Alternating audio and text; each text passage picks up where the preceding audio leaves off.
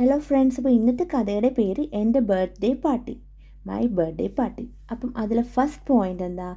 ഇന്നലെ എൻ്റെ പിറന്നാളായിരുന്നു. അപ്പോൾ ഇതൊരു പാസ്റ്റ് ടെൻസ് ആണ്. ഈ സെൻറ്റൻസ് ഒരു പാസ്റ്റ് ടെൻസ് സെൻറ്റൻസ് ആണ്. അപ്പം നമുക്കിതിനെ എങ്ങനെ ഇംഗ്ലീഷിൽ എഴുതാമെന്ന് നോക്കാം. അപ്പോൾ ഇന്നലെ എന്ന് വെച്ചാൽ എന്താ? യെസ്റ്റർഡേ. എൻ്റെ മൈ പിറന്നാൾ ബർത്ത്ഡേ ആയിരുന്നു, അതൊരു പാസ്റ്റ് ടെൻസ് ആണ്. ആയിരുന്നു. അപ്പോൾ നമുക്കിവിടെ വാസ് യൂസ് ചെയ്തുകൊണ്ട് നമുക്ക് ഈ സെൻറ്റൻസ് എഴുതാം. അപ്പോൾ എങ്ങനെ എഴുതാം നമുക്ക് നോക്കാം. യെസ്റ്റർഡേ, യെസ്റ്റർഡേ എന്ന് വെച്ചാൽ ഇന്നലെ. യെസ്റ്റർഡേ ഇവിടെ എന്താ നമ്മൾ പറഞ്ഞ ആയിരുന്നു. അപ്പോൾ യെസ്റ്റർഡേ വാസ് കഴിഞ്ഞു പോയ കാര്യമാണ്. Yesterday was my birthday. ഇന്നലെ എൻ്റെ പിറന്നാൾ ആയിരുന്നു. Yesterday was my birthday. ഇതാണ് ഫസ്റ്റ് പോയിന്റ്. അപ്പോൾ സെക്കൻഡ് പോയിന്റ് നമുക്ക് നോക്കാം. അപ്പോൾ സെക്കൻഡ് പോയിന്റ് എന്താ? ഞാൻ രാവിലെ നേരത്തെ എഴുന്നേൽറ്റു. അപ്പം ഇതും പാസ്റ്റ് ടെൻസ് ആണ്. അപ്പോൾ ഇവിടെ ഞാൻ എന്ന് വെച്ചാൽ ഐ, രാവിലെ മോർണിംഗ്, നേരത്തെ എന്ന് പറഞ്ഞാൽ ഏർലി, എഴുന്നേൽറ്റു നമ്മൾ എഴുന്നേൽക്കുക, അതിൻ്റെ ഇംഗ്ലീഷ് വേർഡ് എന്ന് പറഞ്ഞാൽ എന്താ? വേക്കപ്പ്. അപ്പം ഇവിടെ ഓൾറെഡി എഴുന്നേറ്റ് കഴിഞ്ഞ കാര്യമാണ്. അപ്പോൾ നമുക്കത് പാസ്റ്റ് ടെൻസ് ആക്കി എഴുതാം. അപ്പോൾ എങ്ങനെ എഴുതാൻ നമുക്ക് നോക്കാം.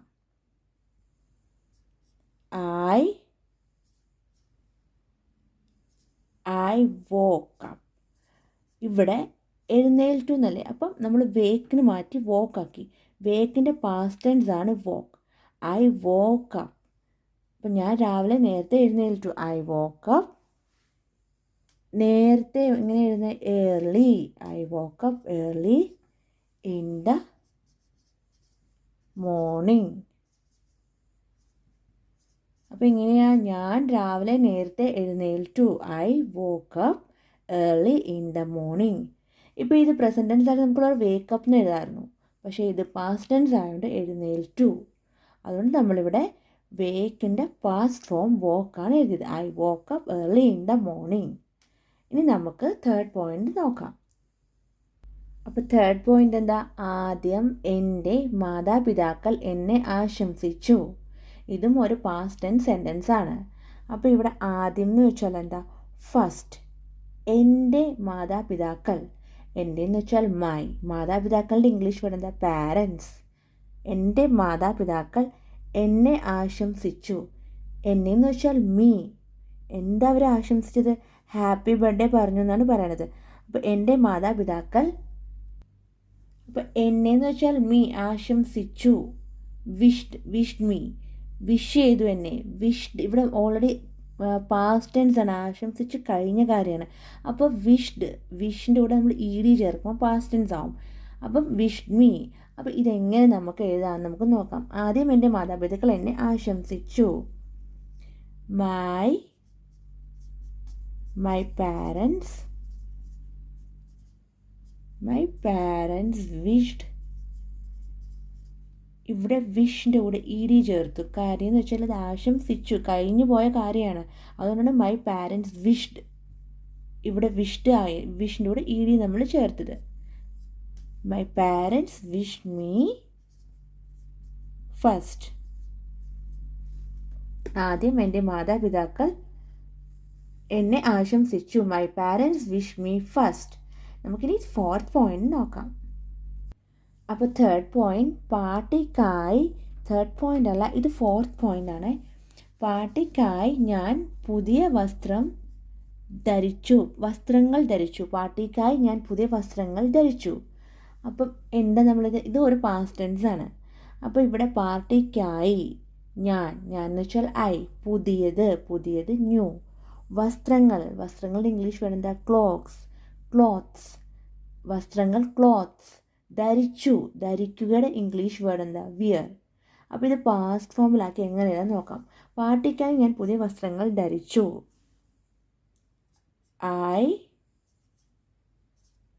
I war. ഇവിടെ വോർ എന്ന് പറഞ്ഞാൽ എന്താ?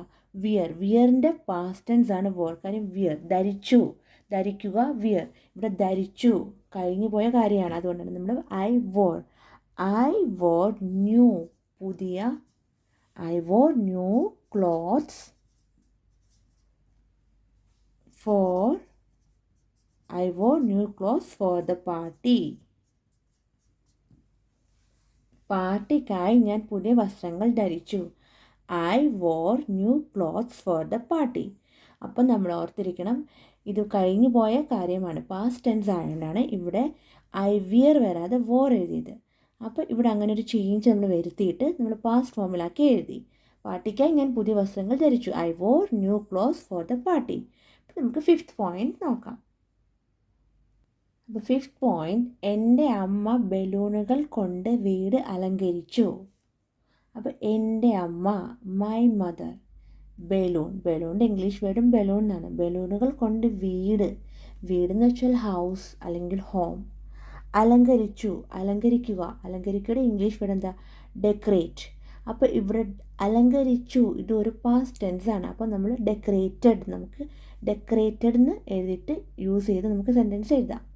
അപ്പോൾ എങ്ങനെയാണ്? എൻ്റെ അമ്മ ബലൂണുകൾ കൊണ്ട് വീട് അലങ്കരിച്ചു. നമുക്കിത് എങ്ങനെ എഴുതാം? മൈ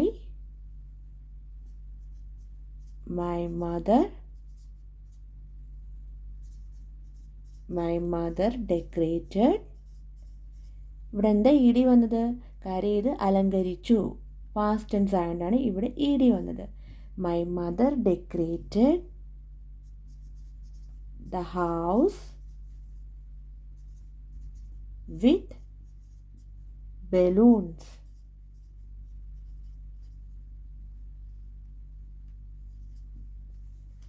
അപ്പോൾ എന്താ? My mother decorated the house with balloons. അപ്പോൾ എൻ്റെ അമ്മ ബലൂണുകൾ കൊണ്ട് വീട് അലങ്കരിച്ചു. My mother decorated the house with balloons. ഇതാണ് 5th പോയിന്റ്. നമുക്ക് ഈ 6th പോയിന്റ് നോക്കാം. അപ്പോൾ 6th പോയിന്റ്, വൈകുന്നേരം എൻ്റെ സുഹൃത്തുക്കൾ വീട്ടിൽ വന്നു. അപ്പോൾ വൈകുന്നേരം ഇതും ഒരു പാസ്റ്റ് ടെൻസ് ആണ്. വൈകുന്നേരം എന്ന് വെച്ചാൽ എന്താ? ഈവനിങ്. എൻ്റെ സുഹൃത്തുക്കൾ, എൻ്റെ എന്ന് വെച്ചാൽ മൈ, സുഹൃത്തുക്കൾ എന്ന് വെച്ചാൽ ഫ്രണ്ട്സ്. വീട്ടിൽ വന്നു, വീടെന്ന് വെച്ചാൽ ഹൗസ് അല്ലെങ്കിൽ ഹോം. വന്നു അത് കഴിഞ്ഞു പോയൊരു കാര്യമാണ്. അപ്പം നമുക്ക് കെയിം എന്ന് എഴുതാം. കമ്മിൻ്റെ പാസ്റ്റ് ടെൻസ് ആണ് കെയിം. അപ്പോൾ ഇവിടെ വന്നു എന്ന് പറഞ്ഞത് കഴിഞ്ഞു പോയ കാര്യമാണ്. അപ്പം നമ്മൾ കെയിം എന്ന് എഴുതാം. അപ്പോൾ വൈകുന്നേരം എൻ്റെ സുഹൃത്തുക്കൾ വീട്ടിൽ വന്നു. അപ്പോൾ നമുക്കിത് എങ്ങനെ എഴുതാമെന്ന് നോക്കാം ഇംഗ്ലീഷിൽ.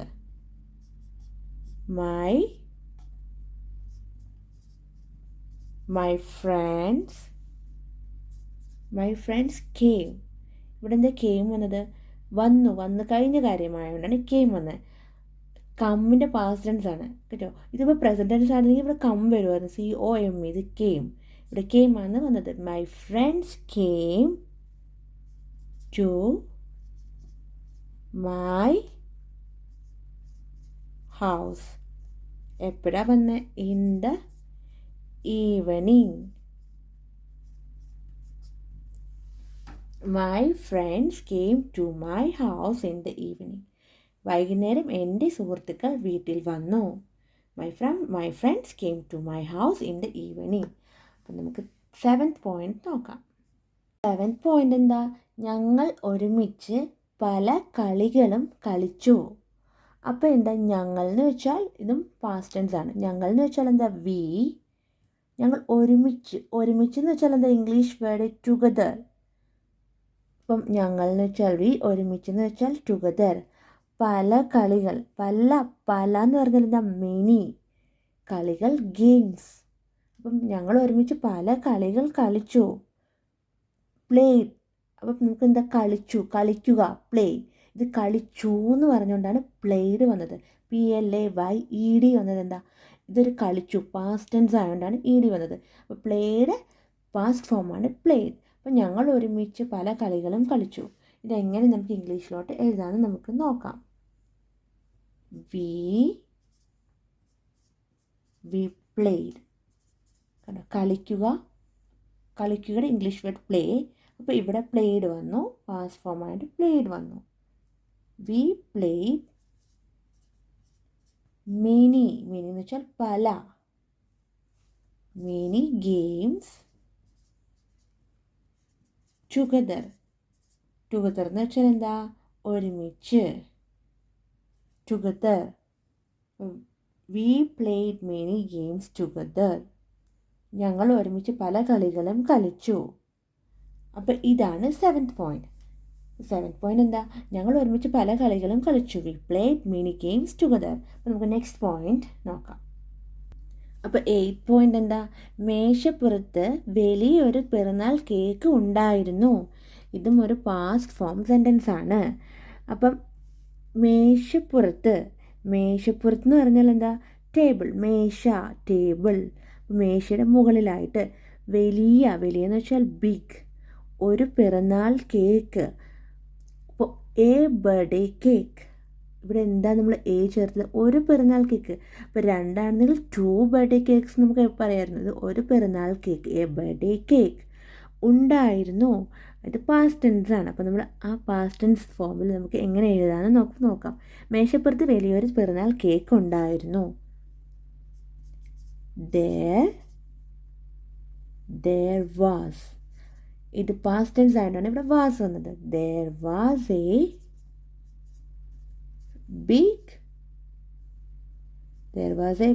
birthday. there was a big birthday cake. എവിടെയാണ് ഉണ്ടായിരുന്നത്? On the table. ടേബിളിൻ്റെ മുകളിൽ, മേശപ്പുറത്ത്. അപ്പോൾ there was a big birthday cake on the table. മേശപ്പുറത്ത് വലിയൊരു പിറന്നാൾ കേക്ക് ഉണ്ടായിരുന്നു. ഇതാണ് 8th പോയിന്റ്. നമുക്ക് 9th പോയിന്റ് പഠിക്കാം. അപ്പോൾ 9th പോയിന്റ്, ഞാൻ സന്തോഷത്തോടെ കേക്ക് മുറിച്ചു. ഞാൻ എന്ന് വെച്ചാൽ എന്താ? ഐ. സന്തോഷം, ഹാപ്പി. കേക്ക് മുറിച്ചു. കേക്ക് മുറിക്കുക, കട്ട്. ഇംഗ്ലീഷിൽ കട്ട് എന്നാണ് പറയുന്നത്. അപ്പം ഞാൻ സന്തോഷത്തോടെ കേക്ക് മുറിച്ചു. ഇത് ഒരു പാസ്റ്റ് ടെൻസ് ആണ്. അപ്പം നമുക്ക് എങ്ങനെ എഴുതാമെന്ന് നോക്കാം. I cut the cake. I cut the cake happily. സന്തോഷത്തോടെ. അപ്പം ഞാൻ സന്തോഷത്തോടെ കേക്ക് മുറിച്ചു. I cut the cake happily. അപ്പം നെക്സ്റ്റ് പോയിന്റ് എന്താണെന്ന് നോക്കാം. ഇതൊരു ചെറിയ സെൻറ്റൻസ് ആയിരുന്നു, 9th പോയിന്റ്. അപ്പോൾ 10th പോയിന്റ് എന്താ? എല്ലാവരും പിറന്നാൾ പാട്ട് പാടി. ഇതും ഒരു പാസ്റ്റ് ഫോം സെൻറ്റൻസ് ആണ്. അപ്പോൾ എല്ലാവരും എന്ന് വെച്ചാൽ എന്താ? everyone. പിറന്നാൾ പാട്ട്, ബർത്ത്ഡേ സോങ്. പാടി. അപ്പോൾ പാടി എന്ന് പറഞ്ഞാൽ എന്താ? സാങ്. എല്ലാവരും പിറന്നാൾ പാട്ട് പാടി. ഇതൊരു പാസ്റ്റ് ടെൻസ് സെൻറ്റൻസ് ആയതുകൊണ്ടാണ് ഇവിടെ സാങ്, എല്ലാവരും പിറന്നാൾ പാട്ട് പാടി, സാങ് വന്നത്. അപ്പോൾ നമുക്ക് എങ്ങനെ എഴുതാമെന്ന് നോക്കാം. അപ്പോൾ ഇവിടെ ഈ സിങ്ങിൻ്റെ പാസ്റ്റ് ടെൻസ് ആണ് സാങ്. അതാണ് നമ്മളിവിടെ സാങ് ചേർത്ത് എഴുതാൻ പോകുന്നത്. അപ്പോൾ നമുക്ക് എങ്ങനെ എഴുതാൻ നമുക്ക് നോക്കാം. everyone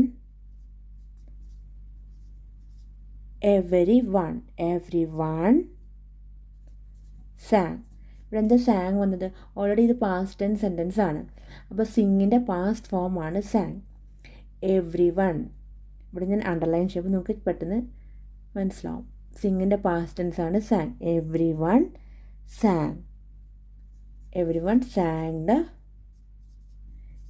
sang the birthday song. അപ്പോൾ എല്ലാവരും പിറന്നാൾ പാട്ട് പാടി. everyone sang the birthday song. ഞാൻ ബർത്ത്ഡേ ഷോർട്ട് ഫോമായിട്ട് എഴുതിയത് കേട്ടോ. അപ്പോൾ എന്താ? ഇതും ഒരു പാസ്റ്റ് ടെൻസ് സെൻറ്റൻസ് ആയതുകൊണ്ട് നമ്മളിവിടെ സിങ്ങിന് പകരം സാങ് ആക്കി. സിങ് പ്രസൻറ്റ് ടെൻസ് ആയിരുന്നു. സിങ്ങിൻ്റെ പ്രസൻറ്റ് ടെൻസ് ഫോമിനെ നമ്മൾ മാറ്റി സാങ് ആക്കി. അപ്പോൾ എല്ലാവരും പിറന്നാൾ പാട്ട് പാടി. everyone sang the birthday song. നമുക്ക് നെക്സ്റ്റ് പോയിന്റ് നോക്കാം. അപ്പോൾ 11th പോയിന്റ് എന്താ? എൻ്റെ സുഹൃത്തുക്കൾ എനിക്ക് സമ്മാനം നൽകി. അപ്പോൾ എൻ്റെ സുഹൃത്തുക്കൾ, മൈ ഫ്രണ്ട്സ്. സുഹൃത്തുക്കൾ എന്ന് വെച്ചാൽ എന്താ? ഫ്രണ്ട്സ്. എനിക്ക് സമ്മാനം നൽകി. അപ്പോൾ ഇതും ഒരു പാസ്റ്റ് ഫോം സെൻറ്റൻസ് ആണ്. അപ്പം സമ്മാനം എന്ന് പറഞ്ഞാൽ എന്താ? ഗിഫ്റ്റ്സ്. എനിക്ക് ഗിഫ്റ്റ്സ് നൽകി. അപ്പം എങ്ങനെ നമുക്ക് പാസ്റ്റ് ഫോമിലാക്കി എഴുതാൻ നോക്കാം. എൻ്റെ സുഹൃത്തുക്കൾ എനിക്ക് സമ്മാനം നൽകി.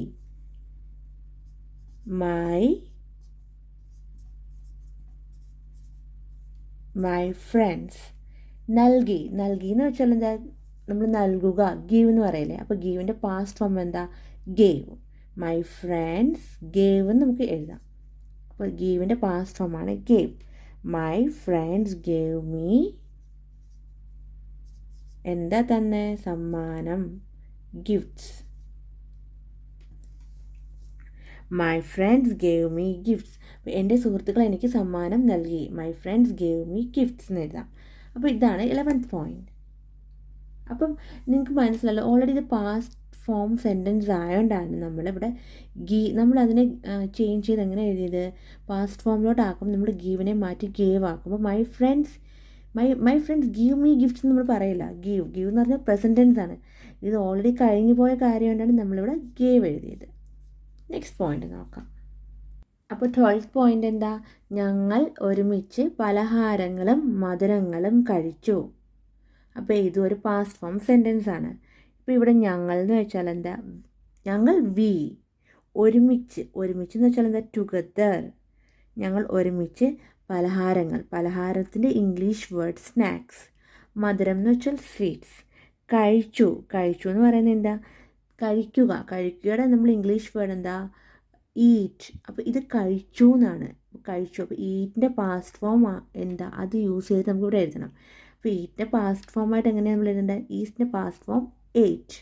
അപ്പോൾ ഞങ്ങൾ ഒരുമിച്ച് പലഹാരങ്ങളും മധുരങ്ങളും കഴിച്ചു. എങ്ങനെ എഴുതാൻ നമുക്ക് നോക്കാം. വി, അപ്പം ഇവിടെ കഴിച്ചു, നമ്മളതാ എഴുതാൻ പോകുന്നത്, കഴിച്ചു. അപ്പം കഴിക്കുക ഈറ്റ്. നമ്മളിവിടെ ഈറ്റ് മാറ്റി ഏറ്റ് എഴുതുകയാണ്. കാര്യം പാസ്റ്റ് ടെൻസ് ആയതുകൊണ്ട്. ഈറ്റിൻ്റെ പാസ്റ്റ് ഫോമാണ് ഏറ്റ്. വി ഏറ്റ് സ്നാക്സ്. പലഹാരങ്ങളും കഴിച്ചു. പിന്നെന്താ കഴിച്ചത്, സ്നാക്സ് ആൻഡ് നമ്മൾ എന്താ, മധുരം എന്ന് പറഞ്ഞാൽ സ്വീറ്റ്സ്.